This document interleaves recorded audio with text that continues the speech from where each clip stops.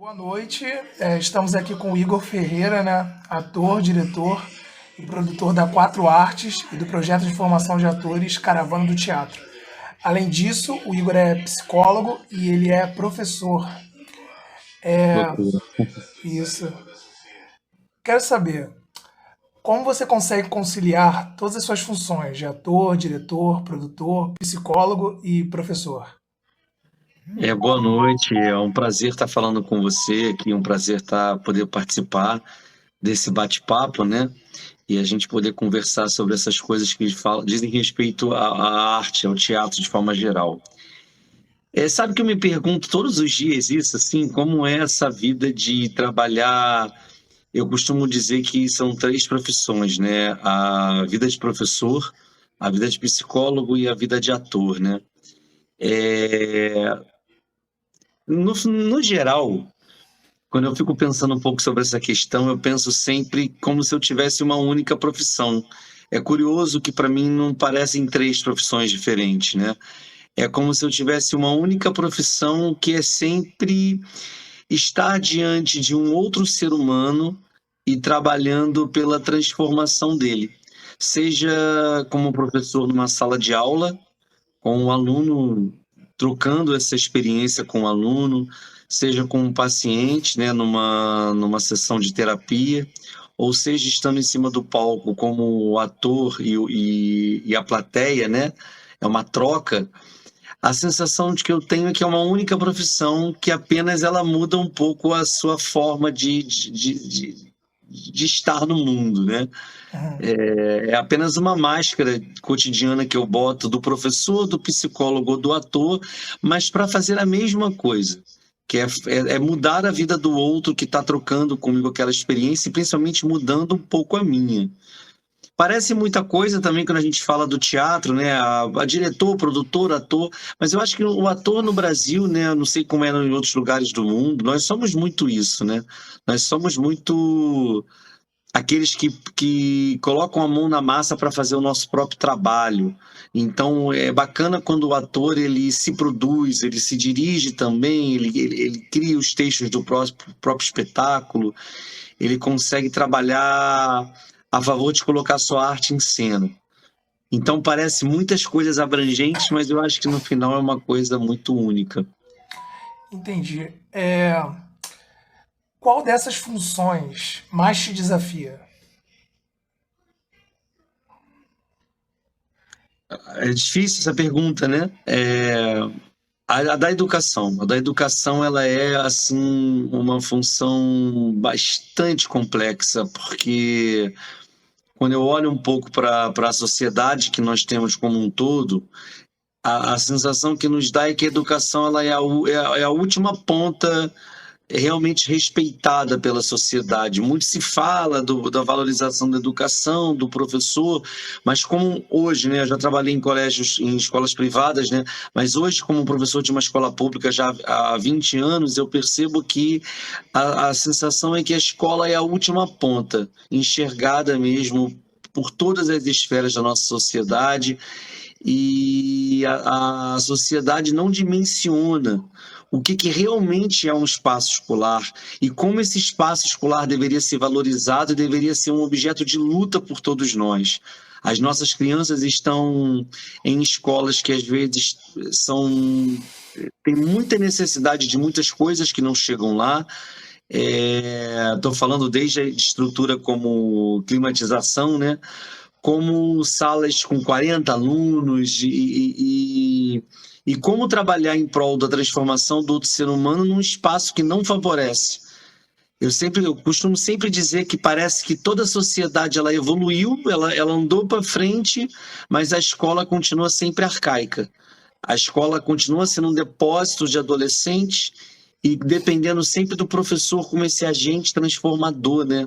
De alguém que tem que chegar ali e tem que salvar a pátria, salvar tudo.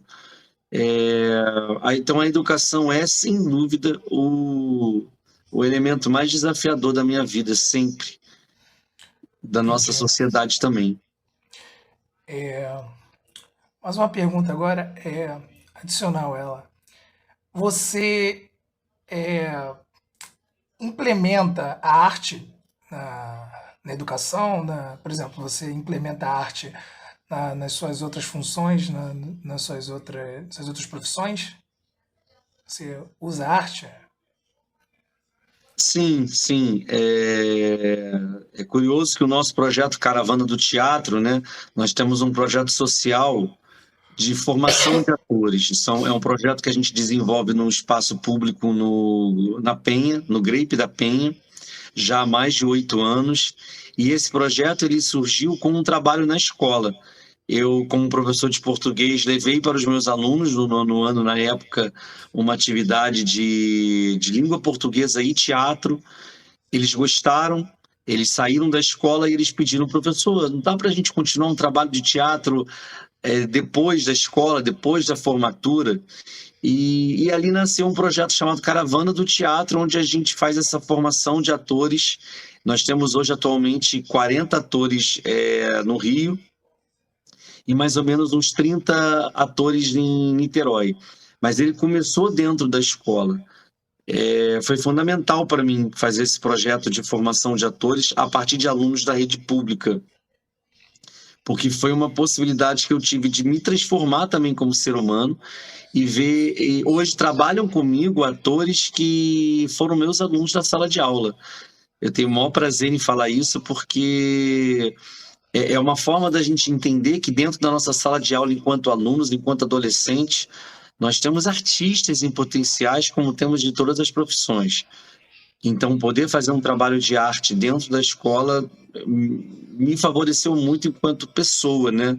De entender um pouco o mecanismo da sociedade. Eles hoje são meus parceiros mesmo, de atores que pisam no palco comigo, pessoas que estão na técnica, e somos um time a partir do teatro dentro do espaço da educação, da escola. Entendi. Bem legal. Quando, quando você pensou em iniciar a sua carreira na arte? Eu sempre digo que a minha profissão principal, assim, a que me move no mundo é a profissão de ator, né? Eu era muito novo quando fui ao teatro pela primeira vez, eu tinha 12 anos, para assistir um espetáculo no Rio de Janeiro chamado Não Fuja da Raia, com a nossa incrível atriz Cláudia Raia. E a partir daquele momento eu comecei a frequentar teatro e eu tinha certeza que eu queria fazer aquilo para minha vida. Aos 16 eu fui fazer parte de uma escola profissionalizante aqui do Rio de Janeiro, chamada ACAL. Então, a partir dali eu já comecei a fazer teatro e trabalhar com teatro. Mais tarde, né, por conta do teatro também, eu tive uma necessidade muito grande de me aprofundar em alguns conhecimentos, né? E aí eu tive a oportunidade, quis muito fazer faculdade de cinema, convenci minha família reclamou muito, que eu já tinha feito a escola de teatro, e fui fazer a faculdade de cinema, mas para, assim, acalmar os ânimos, eu falei, olha, vamos fazer o seguinte, eu faço cinema e eu faço letras também, para todo mundo ficar tranquilo que eu estou fazendo alguma coisa mais respeitosa, né, para eles. E aí, quando eu fui fazer ao mesmo tempo, né, cinema de manhã e letras à noite, eu simplesmente me apaixonei pelo curso de letras, me encantei pelos professores, é, pela literatura. A literatura já estava fazendo parte do meu trabalho no teatro, né, pesquisa em literatura. E quando eu terminei as faculdades, eu já comecei a trabalhar como professor. Então eu sempre digo que até a minha profissão de professor, ela veio a partir da minha profissão do teatro. Eu passei a dar aula pela questão da formação que estava me agregando junto ao teatro, né? Então, o teatro começou comigo muito cedo.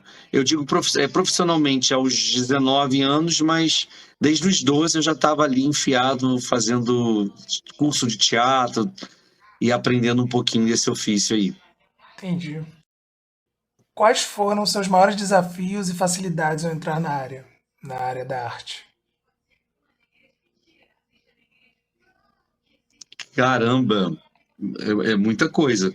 Muita facilidades. Eu acho que É difícil a gente dizer a facilidade, mas eu me sinto privilegiado, vamos dizer assim, pela minha família ter tido a oportunidade, né, de pagar um curso de formação de atores para mim.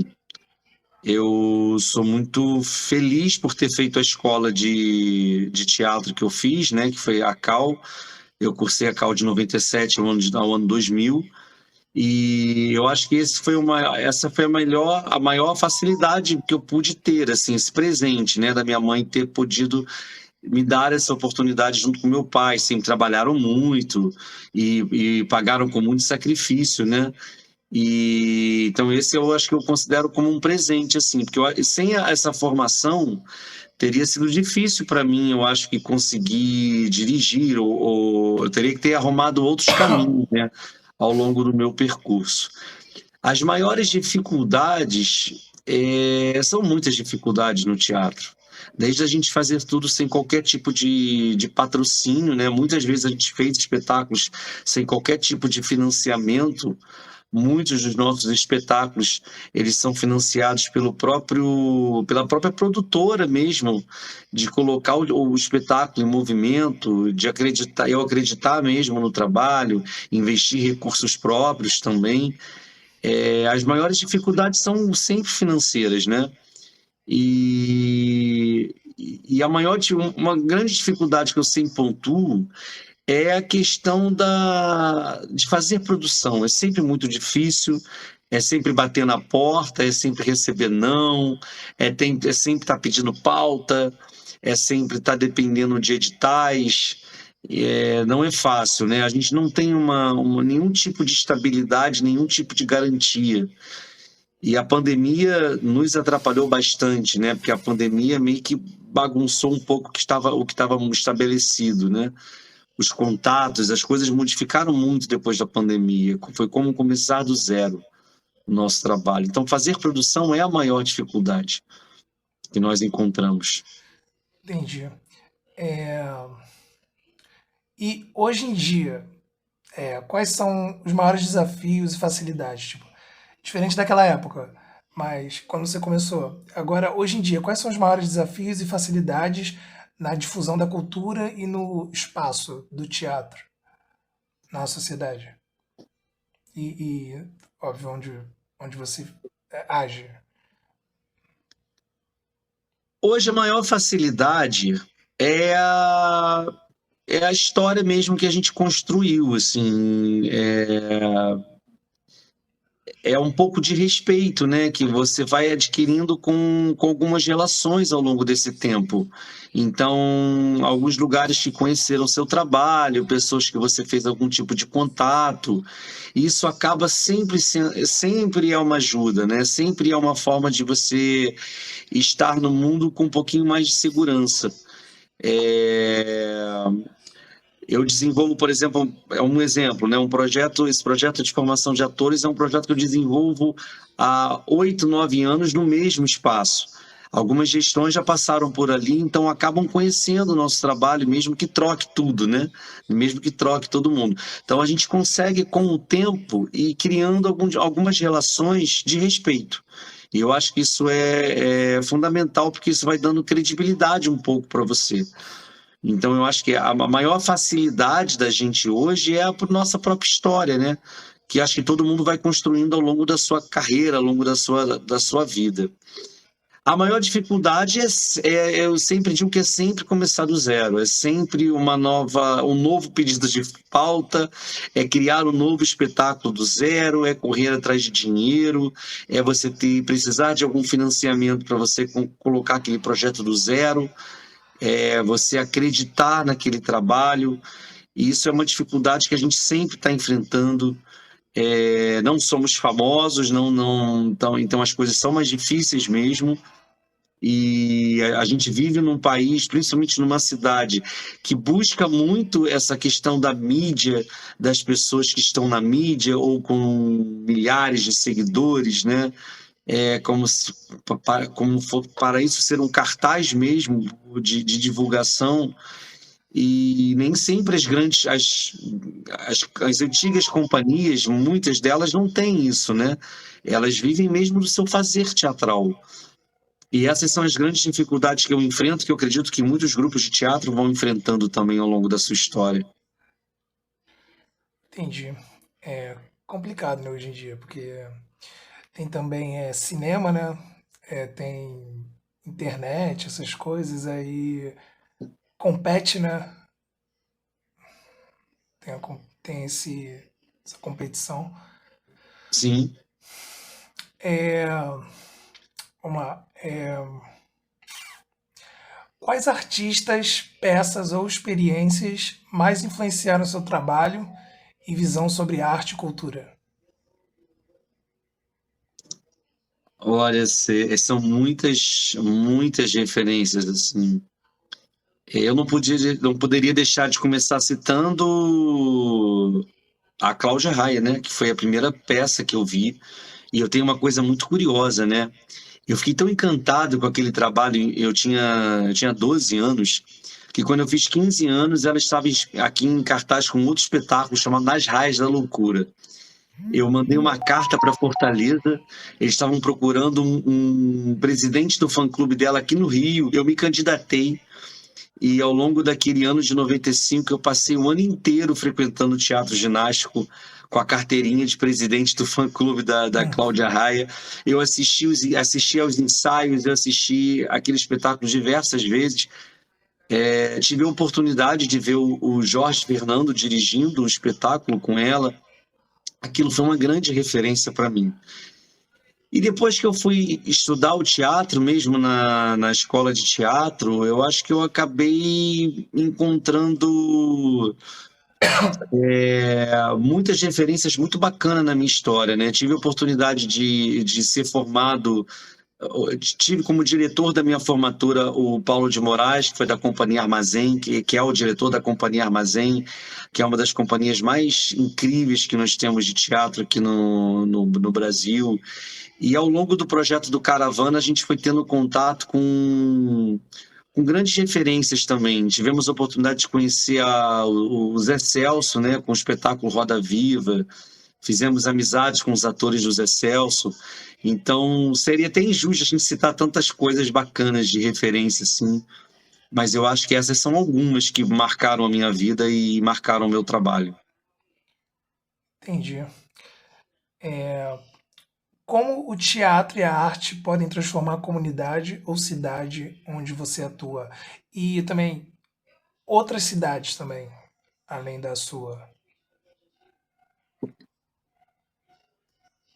Olha, é, essa pergunta me toca muito, porque como o teatro pode transformar, né? Eu sempre digo, eu acredito muito no teatro, mas eu sou uma pessoa muito angustiada no sentido de que eu não vejo essa transformação de fato acontecer. E vou tentar explicar um pouco. É, Nesse ponto, trabalhar nessas duas pontas, né, que é a cultura e a educação, muitas vezes eu vejo que elas não dialogam. Os meus alunos da rede pública, eles não têm qualquer acesso à cultura. A gente que trabalha inserido na Zona Norte, né, fora do centro, da Zona Sul da cidade do Rio de Janeiro, não se tem acesso à cultura, não se tem acesso a espaços culturais. O mais perto que a gente chega disso são as lonas culturais que nós temos no Rio de Janeiro, mas a gente vê muitas vezes esses espaços esvaziados da frequência dos estudantes das escolas públicas. Então o teatro, ele é um agente transformador, mas quando eu vou ao teatro no centro e na zona sul da cidade do Rio de Janeiro, é sempre uma angústia porque eu sempre tenho a mesma sensação. A elite frequenta o teatro. E os jovens que frequentam o teatro são os jovens que frequentam algum curso de teatro, ou são jovens que fazem parte de grupos musicais. Então, eu não sinto que a cultura da arte do teatro ela realmente chega no grande povo.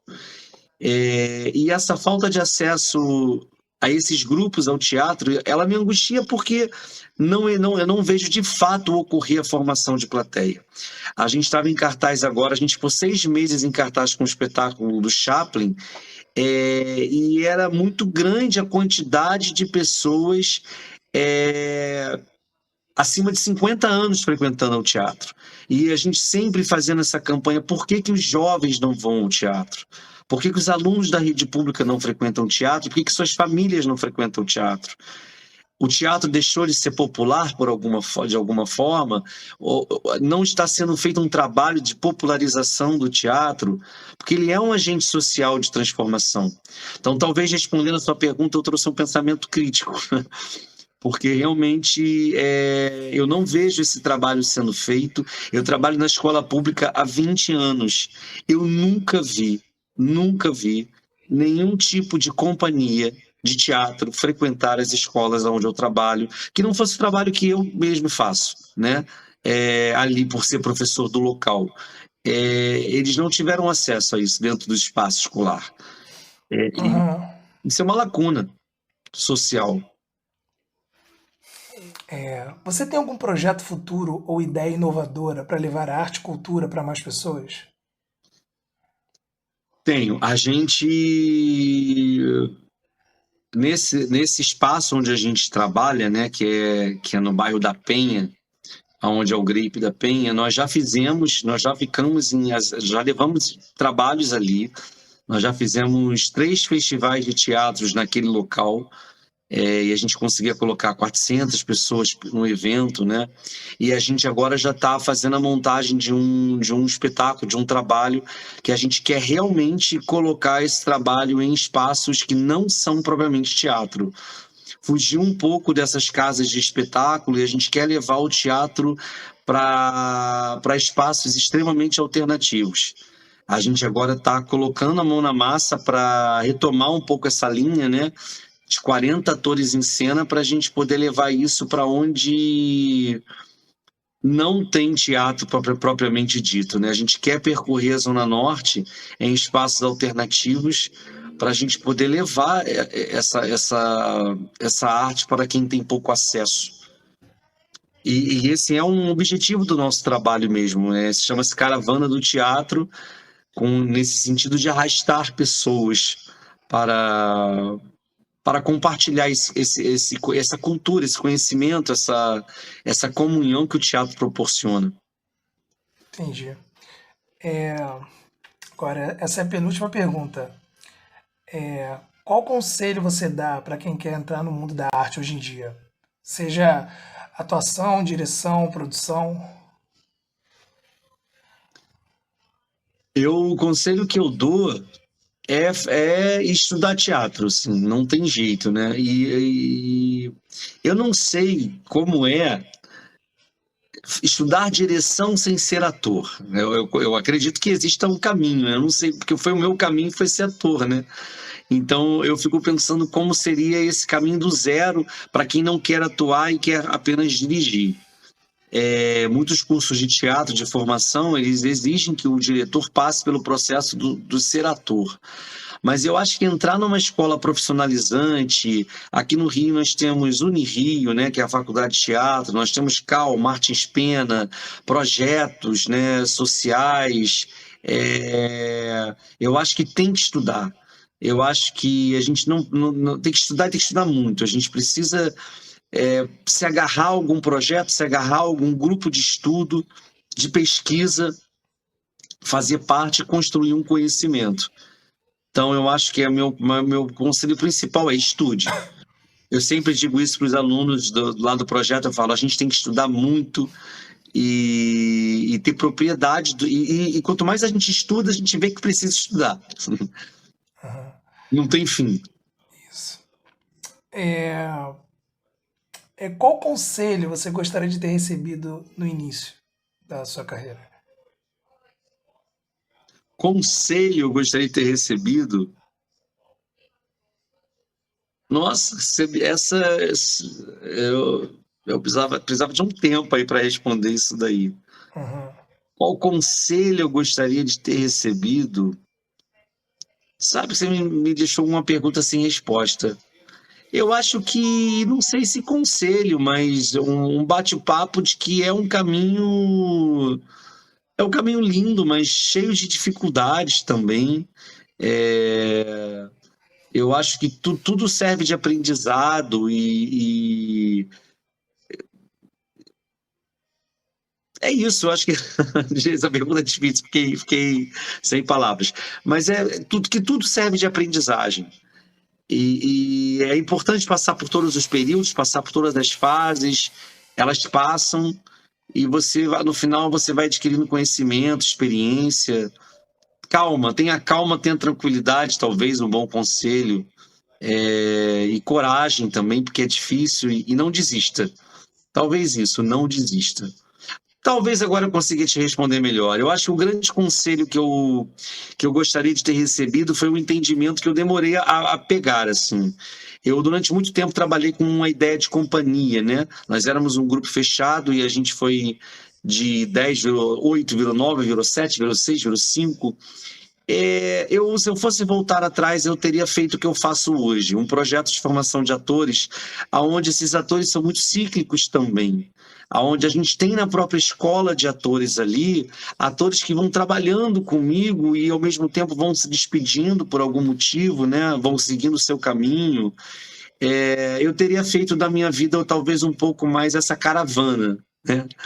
Não teria ficado tão estagnado trabalhando num grupo fechado. Mas foi bom, fez parte naquele momento e tá tudo certo. Talvez eu acabei respondendo qual conselho eu gostaria de ter recebido. É boa resposta. É, agora, essa aqui é a última, né? Mas se você quiser que eu faça uma pergunta extra agora, tudo bem. Pode perguntar, à vontade. Sobre o espetáculo Uma Carta para Chaplin, qual foi o processo criativo por trás do desenvolvimento da peça?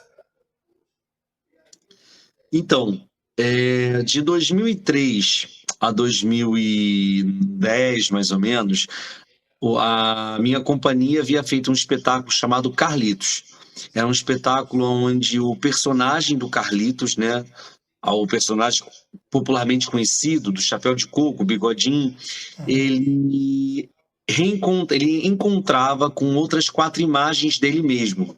Era um espetáculo muito corporal, muito quase que um espetáculo de dança e movimento, e foi um espetáculo que trouxe muitas alegrias para a gente, né, para o nosso grupo naquela época.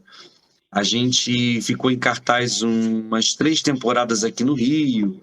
A gente conseguiu ganhar o prêmio no Festival de Teatro do Rio, aqui da mão do diretor Jorge Fernando com a Regina Casé. Foi um momento muito importante da nossa história. Mas eu fiquei devendo a mim, assim, um aprofundamento de quem é o ator por trás daquele personagem, né, do Carlitos. E a figura do Charlie Chaplin começou a me despertar muita curiosidade.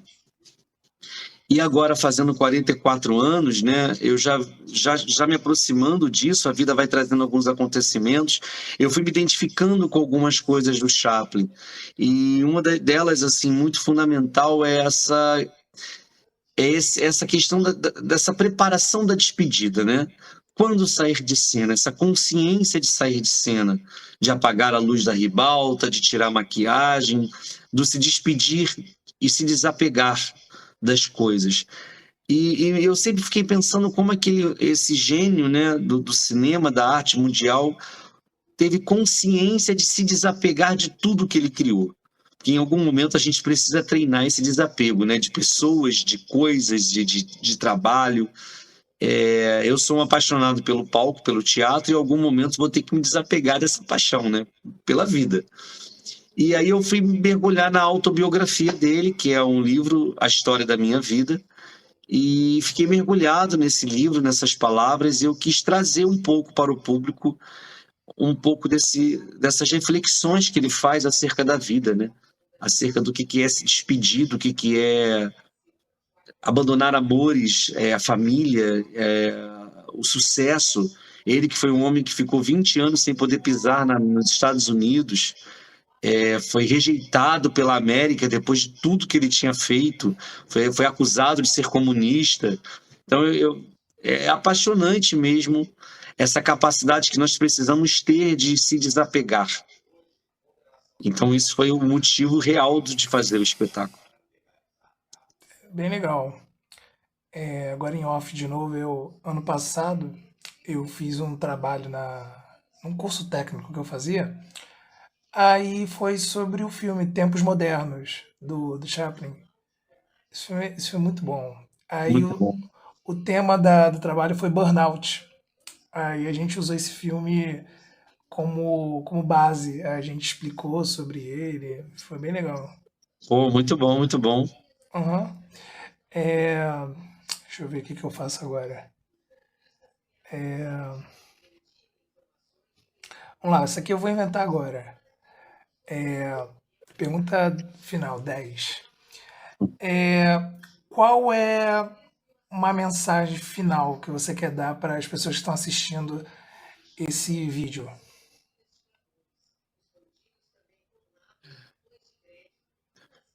Eu não sei se é uma mensagem final, mas eu vou deixar a reflexão, então, da última pergunta do Chaplin, né? Que é uma reflexão da gente viver sempre como se fosse uma última vez. Eu acho que a peça fala sobre isso, fala sobre essa coragem da gente se desapegar, da gente lutar pelos nossos sonhos e ao mesmo tempo a gente se desapegar quando for necessário, da gente estar preparado para estar sempre na vida construindo coisas, mas também sabendo o momento de deixá-las de lado. E eu encerro talvez a entrevista com esse momento, assim, pensando nessa reflexão, como se despedir, como sair de cena, como acabar uma live, como acabar uma entrevista, como concluir um curso de graduação, como terminar uma peça, como terminar um relacionamento. E é a gente ter o sorriso no rosto da primeira vez, mesmo sendo a última. Essa sabedoria que é difícil, do se desapegar com a consciência de que as coisas se transformam. Legal, muito boa sua resposta. Veio É, aqui porque a gente falou do Chaplin, né? aham. Então eu vou encerrar aqui.